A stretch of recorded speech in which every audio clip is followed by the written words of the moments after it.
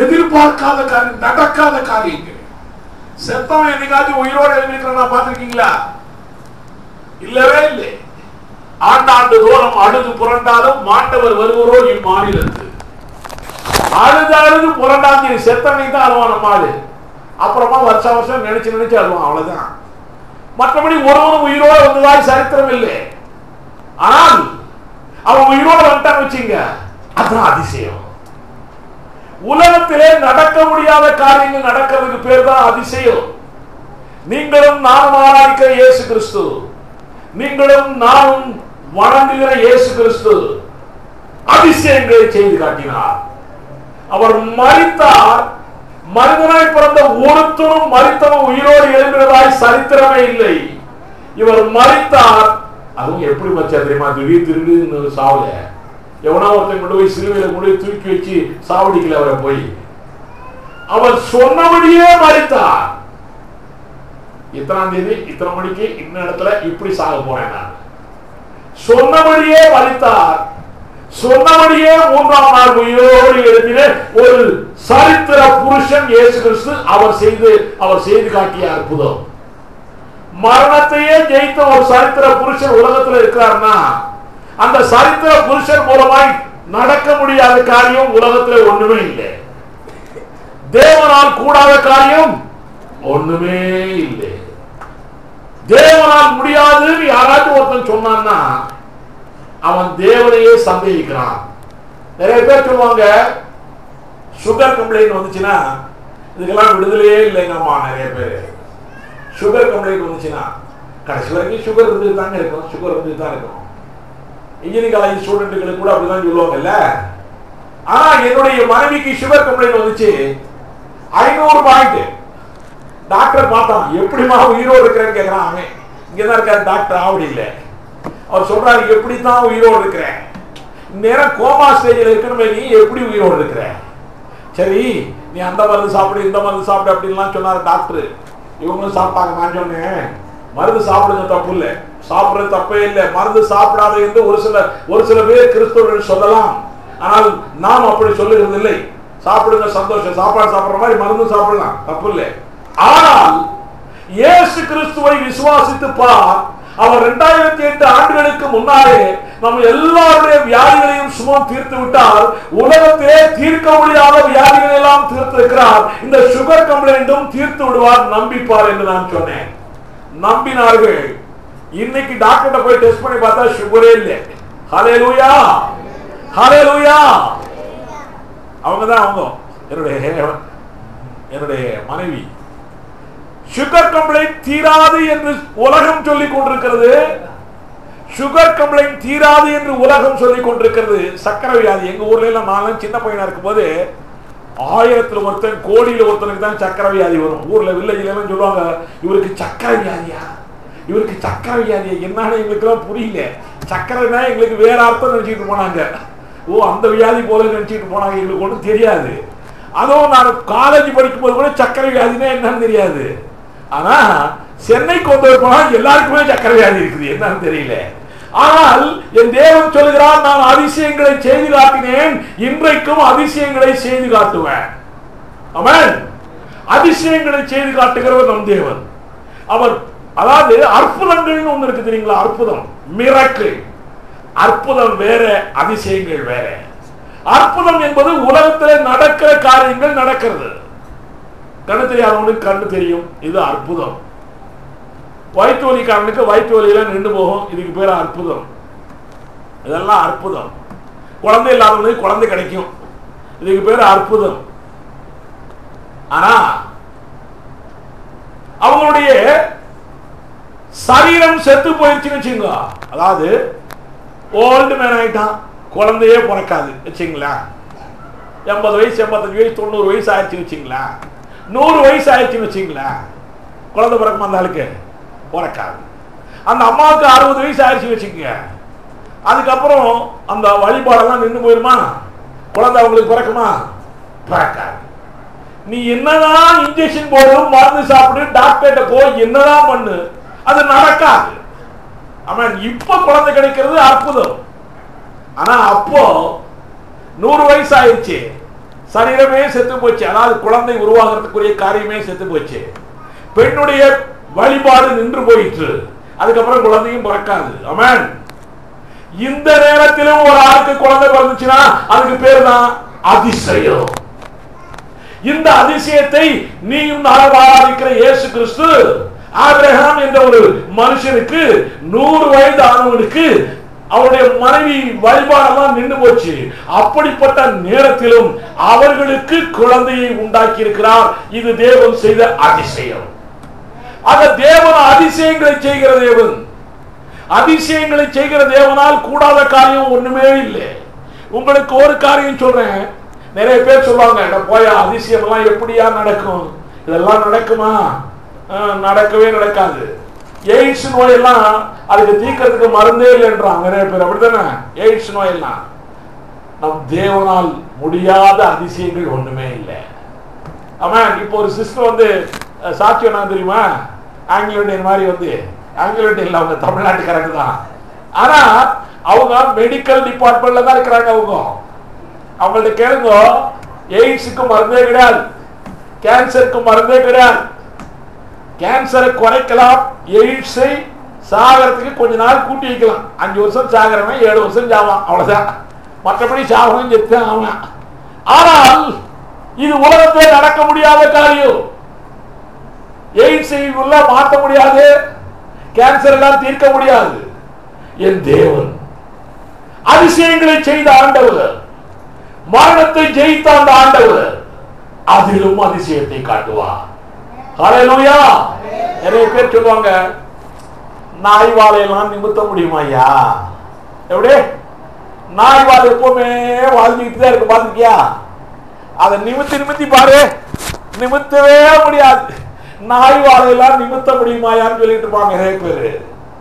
நாய் வாழையும் நிமித்த முடியும், நாம் ஆராதிக்கிற இயேசு கிறிஸ்துவினால. அவரால் கூடாத காரியம், அதிசயங்கள் உலகத்தில் ஒண்ணுமே இல்லை. அவர் அற்புதங்களை செய்கிறவர் மாத்திரமல்ல, அதிசயங்களை செய்கிறவர். இதுவரைக்கும் நாம் காணக்கூடாத காரியங்களை செய்கிறவர். ஒரு காலத்தில் நான் திக்குவாயனாக இருந்தேன். திக்குவாயனா இருந்தவன் இப்ப நல்லா பேசுறேன். இயேசு கிறிஸ்துவை ஏற்றுக்கொண்ட பிற்பாடு, அவரை நான் விசுவாசித்த பிற்பாடு. இது அதிசயம் அல்ல, இது அற்புதம். இது அதிசயம் அல்ல, இது அற்புதம். ஊமையின் ஒருத்தர், நான் முதல் ரட்சிப்புக்குள்ள வந்த போது எங்க ஊருக்கு போனோம். நானே, என்னுடைய மனைவி, என்னுடைய பொண்ணு எல்லாருமே ஊருக்கு போனோம். நாங்க ஊழியத்துக்கு போன போது ஒரு ஊரு, அந்த ஊர் பேரு கரும்புலிப்பட்டி. பேரை கேட்டா பயங்கரமா இருக்குது, வில்லேஜ் கரும்புலிப்பட்டி. அந்த ஊருக்கு போய் ஊழியம் செஞ்சோம். ஊழியம் செய்யும்போது இயேசு இதே போல அற்புதம் செய்யறாரு, அதிசயம் செய்யறாருன்னு சொல்லிட்டு இருந்தேன். நானு என்னோட சேர்ந்த பிரதர்ஸ் எல்லாம் சொல்லிட்டு இருந்தாங்க. உடனே அந்த ஊர்ல ஒரு ஆள் வந்தார். அவங்க பையனை கூட்டு வந்தார். இந்த மாதிரி பையன் தான், இந்த மாதிரி இதை விட கொஞ்சம் பெரிய பையன். இந்த மாதிரி பையன், அவன் பேசவே மாட்டானா, காது கேட்காதான், பேசவே மாட்டானா. உடனே வந்தோடனே, என்னமோ இயேசு அற்புதம் செய்யறாரு, அதிசயம் செய்யறாருலாம் சொல்றது இல்லப்பா. என் பையன் இருக்கிறான், இவனுக்கு காது கேட்க வையே, பேச வை. எனக்கு கிடு கிடு கிடுன்னு நடுங்குது. அப்பதான் புதுசா இயேசு கிறிஸ்துவை ஏற்றுக்கொண்டவன் நான். ஆனால் தைரியமா சொல்லிட்டு இருக்கிறேன், இயேசு அற்புதங்களை செய்கிறார், அதிசயங்களை செய்கிறார் என்று சொல்லிக் கொண்டிருக்கிறேன். எனக்கு அப்படியே பயமா இருக்குது. ஆனாலும் எனக்குள்ளே ஒரு எண்ணம், என் தேவனால் கூடாது ஒன்றுமில்லை. மரணத்தையே ஜெயித்தவர், உலகத்திலே ஜெயிக்க முடியாத ஒன்று உண்டு என்றால் அது மரணம் தான். தெரியுமா உங்களுக்கு? தெரியுமா உங்களுக்கு? நான் அடிக்கடி சொல்லுவேன். சிவாஜி கணேசன் ஒரு படத்துல டாக்டரா இருந்தாரு. என்ன படம்னு உங்களுக்கு தெரியுமோ நமக்கு தெரியல. டாக்டரா இருந்தாரு. அவங்க மனைவிக்கு புற்றுநோய் வந்துருச்சு. புற்றுநோய் வந்து செத்து போட்டாங்க. செத்து போன உடனே அவர் போய் கொல்லி வச்சுட்டு, சுடுகாட்டில் கொல்லி வச்சுட்டு வர்றாரு. வரும்போது பாட்டு பாடிட்டு வர்றார். என்ன பாட்டு பாடுறாரு தெரியுமா?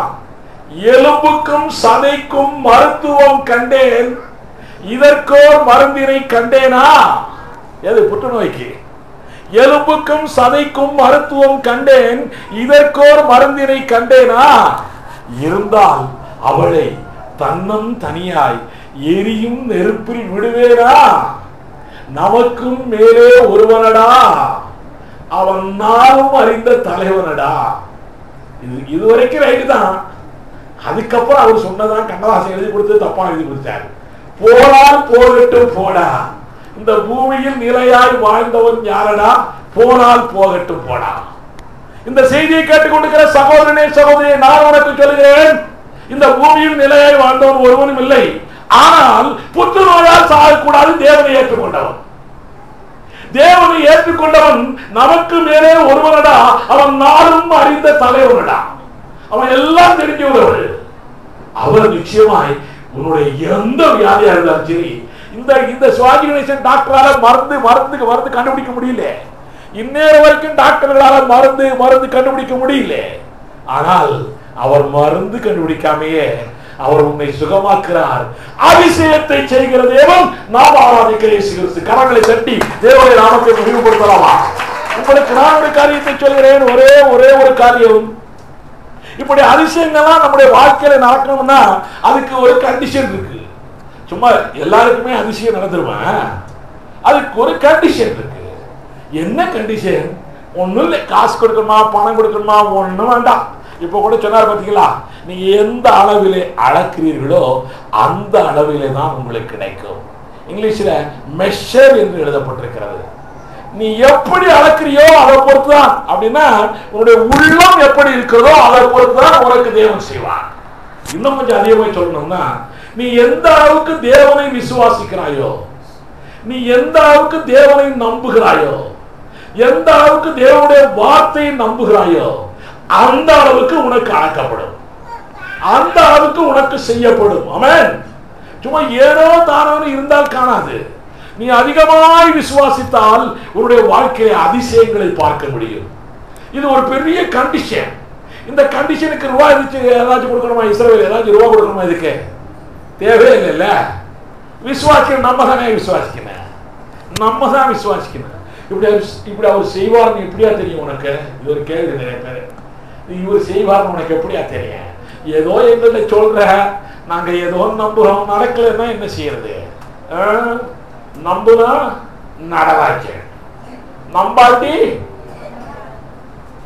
இது நாங்க சொல்லல, இந்து சகோதரர்கள் சொல்லி கொடுத்த பழமொழி இது. நம்புனாத்தான் அவர் ராஜன், நடக்கிற ராஜன், நம்ம காரியத்தை நடக்க வைக்கிற ராஜ்யம், நம்ம காரியத்தை நடத்தி காட்டுகிற ராஜ்யம். ஆமென்.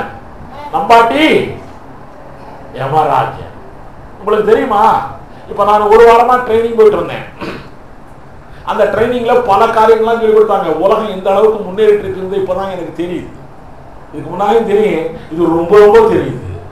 சரி, இந்த அளவுக்கு உலகம் முன்னேறிட்டு இருக்கப்பா ரொம்ப. இன்னொரு ஒரு வாரம் ட்ரைனிங், நாளை காலைல இருந்து இன்னொரு ட்ரைனிங்.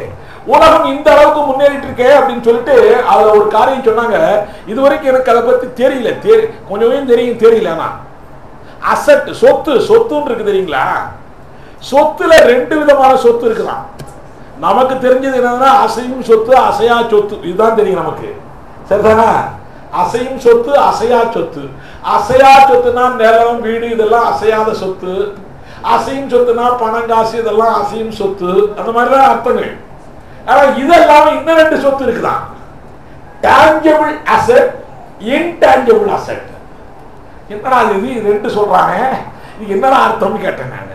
அவன் சொல்றான், அதாவது டான்ஜிபிள் அசெட்னா நாம் பார்க்கிற, நாம் தொட்டு பார்க்கிற, கண்களினால் பார்க்கிற சொத்து.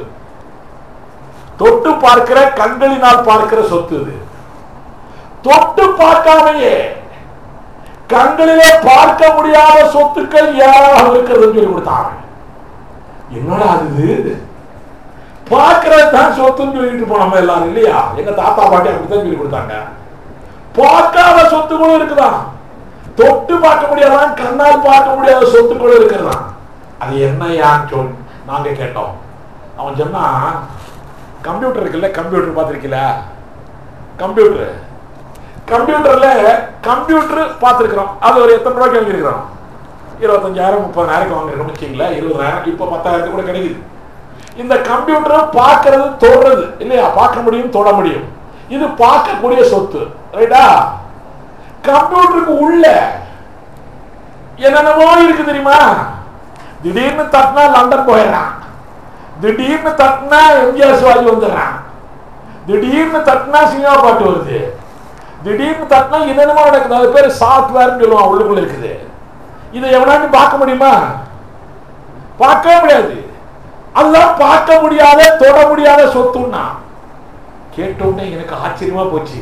உலகத்துல எவ்வளவு காரியங்களா கத்துக்கொள்ள வேண்டியிருக்கு.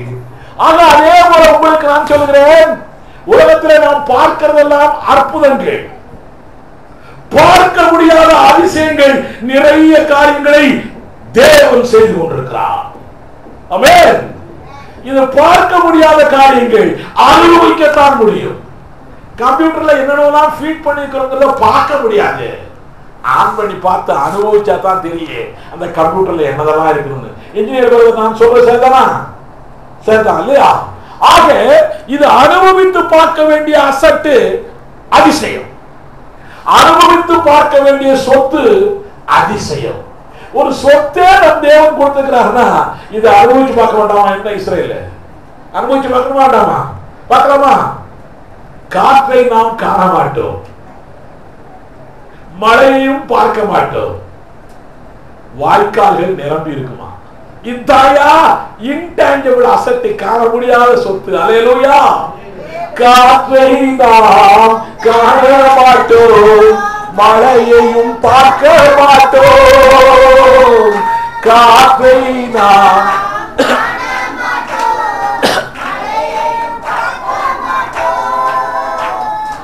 வாய்க்கால்கள் நிரப்பப்படும், நம்ம வாய்க்கால்கள் நிரப்பப்படும். இதுதான் காண முடியாத, தொட்டு பார்க்க முடியாத இன்டான்ஜிபிள் அசெட். இப்படிப்பட்ட ஒரு சொத்து நம் தேவன் வைத்திருக்கிறார். அல்லேலூயா சொல்லுவோமா? அல்லேலூயானா ஒன்னும் அர்த்தம் இல்லை. கடவுளுக்கு ஜே போடுறது, வாழ்க வாழ்கன்னு சொல்றது அவ்வளவுதான்.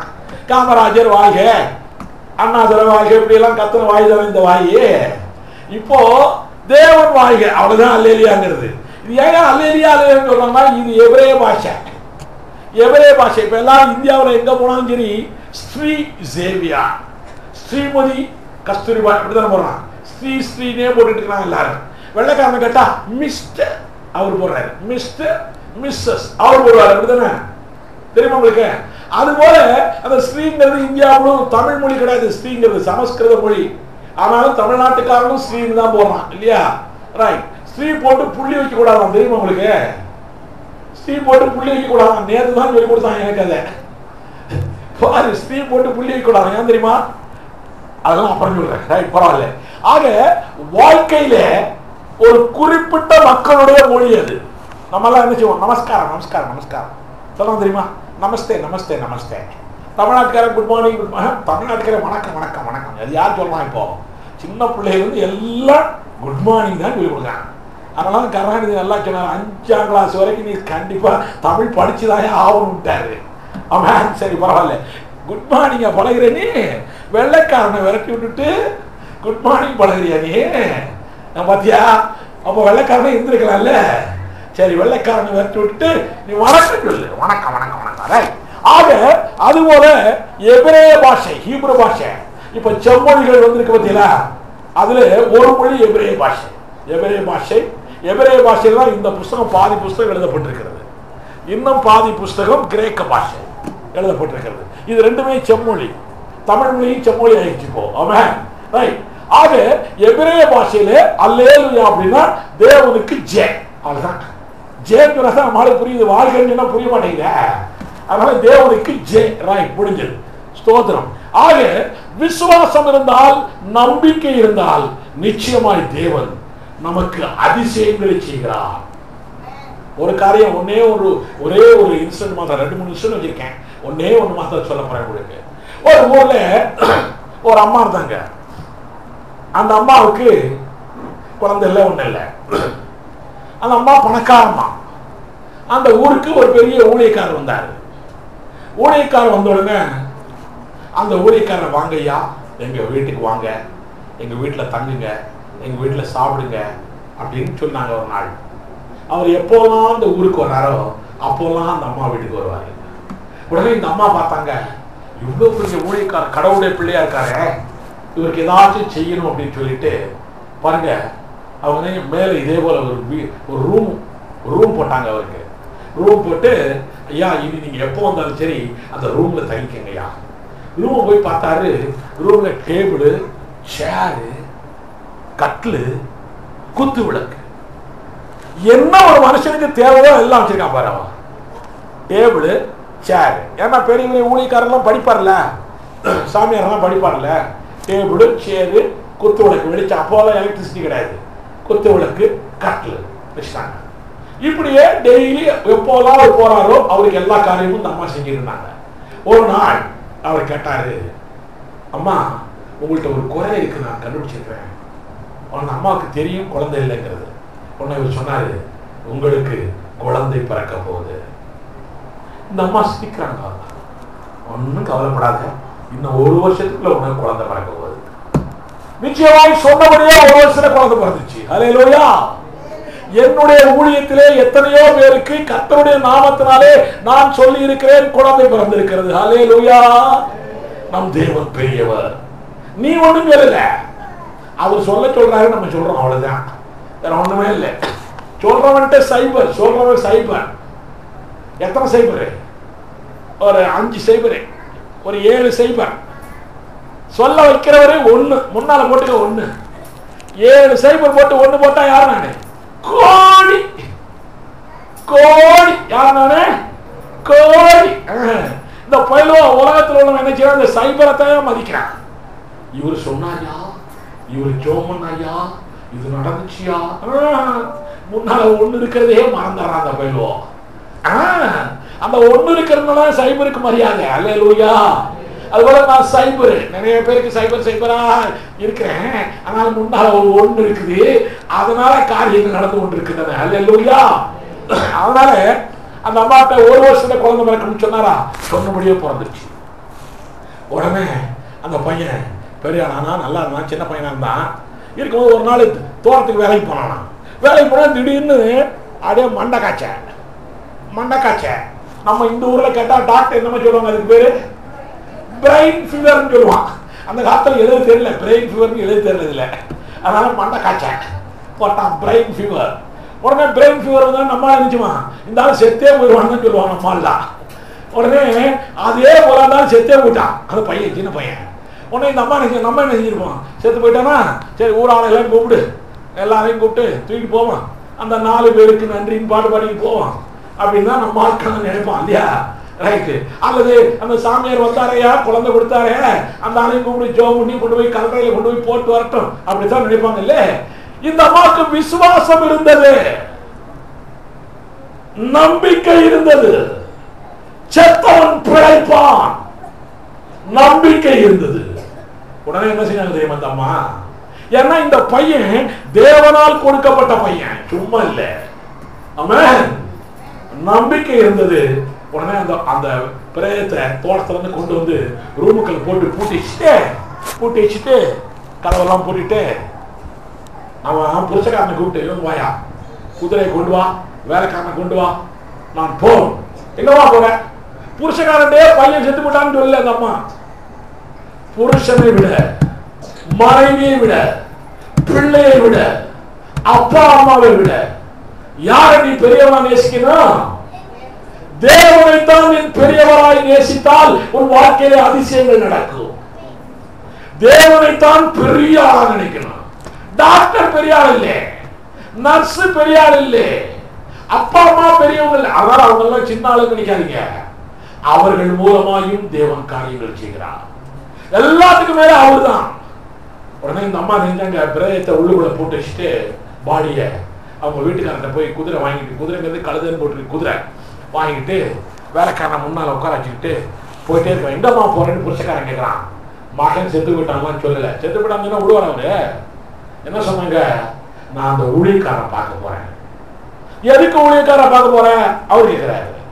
இன்னைக்கு ஒன்னும் ஞாயிற்றுக்கிழமை இல்லையே, கோயிலுக்கெல்லாம் போக வேண்டாம், நீ எதுக்கு இன்னைக்கு ஊழியக்காரனை பார்க்க போற? இல்லையா, ஒரு முக்கியமான காரியம் நான் போறேன். சரி போ. நல்ல புருஷன் இல்ல, நிறைய புருஷன் சர்ச்சுக்கு போண்டா போக வேண்டான்றான். அவனுக்கு விசுவாசம் இருந்தது, அந்த பையன் பொழைக்கிறாயா? தேவனிடத்துல உன்னுடைய மனைவியை அனுப்பினா தான் உன் வீட்டுக்கு ஆசீர்வாதம். தேவனிடத்துல உன்னுடைய மனைவியோ புருஷனையோ பிள்ளைகளையோ அனுப்பினா தான் உன் வீட்டுக்கு ஆசீர்வாதம், அதிசயங்கள் நடக்கும். இல்லைன்னா ஒண்ணுமே நடக்காது. புருஷக்காரன் ஊழியக்கார பார்க்க போகணும். ரைட் போனா நேரா இந்த அம்மா வர்றதை பார்த்த உடனே ஊழியக்காரருக்கு தெரிஞ்சிருச்சு ஏதோ ஒரு காரியம் இருந்திருக்கு. ஊழியக்காரன் தேவனுடைய பிள்ளையாச்சே, இந்த அம்மா வர்றாங்களே என்ன விஷயம், போய் அந்த அம்மா கூட்டி வா. வேலைக்காரன் போய் கூட்டி வர்றான். உடனே முதல்ல ஊழியக்கார கேட்க கேள்வி, என்னம்மா சோமா இருக்கியா? சோமா இருக்காங்க. எந்த அம்மாவாச்சும் சொல்லுவாங்களா? ஐயா பிள்ளை செத்து கிடக்கிறான், வீட்டுக்குள்ள போட்டு பூட்டி வச்சுட்டு போயிடுறாங்க, சுகமா இருக்கியா? சுகம்தான். அவங்க சொன்ன வார்த்தை என்ன? நீ என்ன சொல்றியோ அதான் நடக்கும் உனக்கு. வாயிலே இந்த வாயில நாக்கு எலும்பே கிடையாது. ஏன்? நல்லதும் பேச முடியும், கெட்டதும் பேச முடியும். நீ என்ன பேசுகிறாயோ அதுதான் நடக்கும். நிச்சயமா அம்மா சொன்னாங்க, கேட்ட சுகம்தான் சொல்லிட்டு ஆரம்பிக்கிறாங்க. அதுக்கப்புறம் ஐயா நீ கொடுத்த பையன், அந்த பையன் செத்து போயிட்டாங்க, அழுகுறாங்க. உடனே நீ கவலைப்படாத அப்படின்னு சொல்லிட்டு போனாரு. சுகமாயிடுச்சு அவனுக்கு. அல்லேலூயா. சுகமான உடனே இந்த அம்மாவுக்கு விசுவாசம் ரொம்ப வந்துருச்சு. அந்த ஊர்ல ஒரு பெரிய பஞ்சம் 7 வருஷத்துக்கு பஞ்சம் வருமா. உடனே இந்த அம்மா நேரா அதே ஆள்கிட்ட தான் போறாங்க. 7 வருஷம் பஞ்சம் வரப்போது என்ன செய்யறது? உடனே அந்த ஆள் சொல்றாரு, ஊழியக்காரர் சொல்றாரு, நீ இந்த ஊர்ல இருக்காத, 7 வருஷம் பஞ்சம், வேற நல்லா செழிப்பா இருக்கிற ஊருக்கு போயிரு, 7 வருஷம் கழிச்சு வா. உடனே 7 வருஷம் ஆச்சு. 7 வருஷம் போனாங்க, நல்லபடியா வாழ்ந்தாங்க. 7 வருஷம் கழிச்சு வந்தாங்க. திரும்ப வந்த உடனே அவங்களுடைய நிலம், வீடு, சொத்து இதெல்லாம் இருக்கணும்ல. 7 வருஷம் என்ன ஆச்சு ஏதாச்சுன்னு அவங்களுக்கு ஒன்றும் தெரியல. அதை எவ்வளவு அனுபவிச்சுட்டு இருக்கிறான். இப்போ உடனே நேரா ராஜா கிட்ட போனாங்க. ராஜா தானே போகலாம். நம்ம ஊர்ல எல்லாம் கணக்கு பிள்ளை, நாட்டாம, முன்சிப்பெல்லாம் இருப்பானே, அவன்கிட்ட போய் தானே கேட்போம். ஏன் நிலத்தை எவனோ வேலி போட்டு வச்சுட்டாயா கணக்கு பிள்ளை, என்ன சொல்ற? இப்போலாம் கணக்கு பிள்ளை கிடையாது, ஒண்ணு கிடையாது. எம்ஜிஆர் எல்லாத்தையும் மாற்றி விட்டாரு. போ எல்லாம் விஏஓன்னு சொல்லி, வில்லேஜ் அட்மினிஸ்ட்ரேட்டிவ் ஆபீசர், விஏஓன்னு சொல்லி ரைட் போட்டு வச்சுட்டாங்க. அவர் தான் பார்த்துட்டு இருக்காரு. போ ரைட், எப்படியோ நடக்குது, எப்படியோ ரைட். உடனே இவங்க நேரா ராஜா கிட்ட போனாங்க. ராஜா கிட்ட போகும்போது அந்த ஊழியக்காரர் இருந்தார்ல, அந்த ஆளுகிட்ட ஒரு வேலைக்காரன் ஒருத்தர் தான். அந்த வேலைக்காரன் ஒரு தப்பு பண்ணிட்டான். தப்பு பண்ண உடனே அந்த வேலைக்காரனே அந்த ஊழியக்காரர் சாபம் போட்டாரு. உடனே அந்த வேலைக்காரனுக்கு குஷ்ரோகம் முடிச்சிருச்சு. குஷ்ரோகம் முடிச்சவன் அந்த ஊழியக்காரர் வீட்டை விட்டு போயிட்டான். ஓயே சென்றான், எங்க போனானே தெரியல வேகத்துல. இப்ப பாரு, திடீர்னு இந்த ராஜாக்கு கீழே உட்காந்துருக்கிறாங்க. யாரு? அந்த வேலைக்காரன். இவன் என்ன சொல்லிட்டு இருக்கிறான் ராஜா கிட்ட? ராஜாவை ஒரு பெரிய ஊழியக்காரர் ஒருத்தர் இருக்கிறாரு, அவரு செத்த பிள்ளையெல்லாம் உயிரோடு எழுப்பினாரு, அவரு பிள்ளை இல்லாதவங்களுக்கெல்லாம் பிள்ளை கொடுத்தாரு அப்படின்னு கதையெல்லாம் சொல்லிட்டு இருக்கிறாங்க. அந்த ராஜா அப்படியா, அது யாரு அந்த ஆளு, இவ்வளவு தேவனுடைய வல்லமை படைச்ச அந்த ஆள் யார் அவரு கேட்டு உட்காந்துருக்காரு. அந்த நேரம் பார்த்து இந்த அம்மா போகுது. அந்த நேரம் பார்த்து இந்த அம்மா போனோடனே அவன் சொல்றான், அந்த வேலைக்காரன், ராஜாவே இதுதான் அந்த அம்மான்றான். பாரு, அவன் எங்கேயோ அந்த பழைய ஊழியக்காரனால் தள்ளப்பட்ட வேலைக்காரன் இந்த ராஜா கிட்ட வந்து வேலைக்காரனாய் வந்திருக்கிறான். அங்க வந்து பழைய ஊழியக்காரனை பற்றி சொல்லிக் கொண்டிருக்கிறான். அந்த நேரம் பார்த்து விசுவாசம் உள்ள இந்த ஸ்திரீ அந்த ராஜாவை பார்க்க வருகிறாள். உடனே அவன் சொல்றான் ராஜா கிட்ட, இந்த ஸ்திரீ தாயா அந்த ஸ்திரீ. உடனே ராஜாக்கு ஷாக் ஆயிடுச்சு. அப்படியா, என்னம்மா உனக்கு வேணும், விஷயம் என்னம்மா? இந்த அம்மா நிறைய கதையெல்லாம் அந்த ஊழியக்காரனை பத்தி சொல்றாங்க. உனக்கு என்னம்மா வேணும்? ஐயா 7 வருஷமா அப்படி நான் போயிட்டேன், என்னுடைய நிலம் வீடெல்லாம் என்ன ஆச்சுன்னு தெரியல, அதெல்லாம் எனக்கு வேணியா? இவ்வளவுதானே, நீ இவ்வளவு அதிசயங்கள் எல்லாம் நீ தேவனிடத்திலிருந்து பெற்றிருக்கிறாயே, உனக்கு பாரு, உனக்கு விசுவாசம் இவ்வளவு தூரம் இருக்குது, பரவாயில்லை.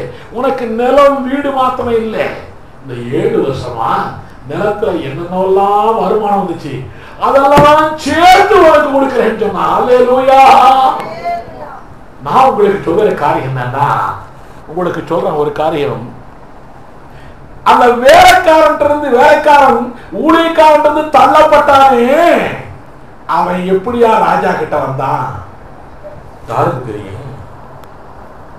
தெரியாது. அவனை ராஜா கிட்ட கொண்டு வந்ததுனாலதான் இந்த அம்மாவுக்கு இப்போ அதிசயங்களும் அற்புதங்களும் நடக்குதுன. அல்லேலூயா.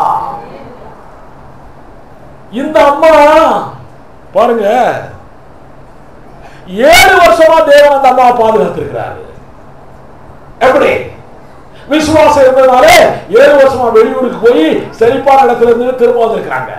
இது எப்படியா நடந்துச்சு? தேவன் செய்த அதிசயங்கள். அல்லேலூயா. இன்னும் உங்களுக்கு சொல்றேன், அந்த வேலைக்காரன் பாரு, அங்க போய் ராஜா வீட்டுல உட்காந்துக்கிட்டு இந்த அம்மாவை பத்தியே சொல்லிக்கிட்டு இருக்கிறான் பாரு. அது பெரிய அதிசயம் இல்ல? இந்த அம்மாவை பத்தி. அப்ப இதெல்லாம் தேவனுடைய ஏற்பாடு. இதெல்லாம் தேவனுடைய ஏற்பாடு. இந்த அம்மாவுக்கு தெரியாமையே நடக்குது. அவ அப்படி சொல்லிட்டு இருக்கும் போது இந்த அம்மா போறாங்க, அந்த ராஜா கிட்டே இந்த அம்மா சொல்றாங்க. உடனே இந்த அம்மாவுக்கு பெரிய ஆசீர்வாதங்கள் கிடைக்கிறது. தேவனுடைய பிள்ளைகளை உங்களுக்கு நான் சொல்லுகிறேன், உனக்கு தெரியாமலே தேவன் உனக்காய் அவர் வேலை செய்து கொண்டிருக்கிறார். தெரியுமா உனக்கு? உனக்கு தெரியாமலே யார் மூலமாவது தேவன் வேலை செய்து கொண்டே இருக்கிறார். இஸ்ரவேல் உங்களுக்கு தான் தேவன் சொல்லுகிறார். உங்களுக்கு தெரியாமலே தேவன் யார் மூலமாக வேலை செய்து கொண்டே இருக்கிறார். உங்களுக்கு தெரியாது. ஆமென். இந்த ஸ்திரீக்கு தெரியாமலே கேயாஸ் மூலமா வேலை செஞ்சிட்டு இருக்கிறாரு, ஊழியக்காரர் மூலமா வேலை செஞ்சிட்டு இருக்கிறாரு, ராஜா மூலமா வேலை செஞ்சிட்டு இருக்கிறாரு. இந்த அம்மாவுக்கே தெரியாது. உங்களுக்கு சொல்லுகிறேன், உங்களுக்கு அதிசயங்கள் நடக்க போவதில்லை. எந்த அதிசயங்களும் உங்களுக்கு தெரியாமலே நம் தேவன் யார் மூலமாகவோ செய்து கொண்டிருக்கிறார். ஆமென். நீ நினைக்கிறவருக்கும் வேண்டிக் கொள்வதற்கும் மேலாகவே தேவன் அதிசயத்தை உனக்கு செய்வார். ஹல்லேலூயா, ஹல்லேலூயா.